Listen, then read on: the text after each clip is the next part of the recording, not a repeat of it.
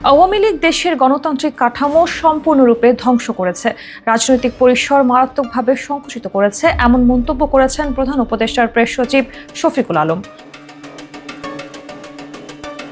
14 মে রাতে আওয়ামী লীগের কার্যক্রম নিষিদ্ধের ব্যাপারে ভারতের প্রতিক্রিয়ার বিষয়ে সংবাদ সংস্থা বাসসকে দেয়া এক সাক্ষাৎকারে শফিকুল আলম বলেন, আওয়ামী লীগ কর্তৃক সংঘটিত মানবতা বিরোধী অপরাধের কারণে সৃষ্ট ক্ষত এখনো তরতাজা।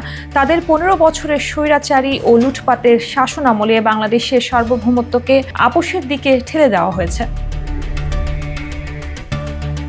শফিকুল আলম বলেন, আমি ইতোমধ্যে বলেছি, জাতীয় নিরাপত্তা ও সার্বভৌমত্ব রক্ষা, জুলাই আন্দোলনের কর্মীদের নিরাপত্তা নিশ্চিত এবং আন্তর্জাতিক অপরাধ ট্রাইব্যুনালের দাবি ও সাক্ষীদের সুরক্ষার জন্য আওয়ামী লীগের কার্যক্রম নিষিদ্ধ করা প্রয়োজন।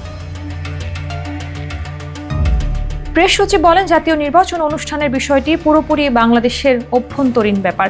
আমরা সবাইকে আহ্বান জানাই, নির্বাচন সংক্রান্ত বিষয়ে আমাদের জনগণের সার্বভৌম ইচ্ছার প্রতি যেন সবাই শ্রদ্ধা দেখায়। তিনি বলেন, আমরা স্মরণ করি কিভাবে আওয়ামী লীগ বারবার প্রহসনমূলক নির্বাচনের আশ্রয় নিয়েছে এবং আমাদের নির্বাচন প্রক্রিয়া ও প্রতিষ্ঠানগুলোর অপূরণীয় ক্ষতি করেছে।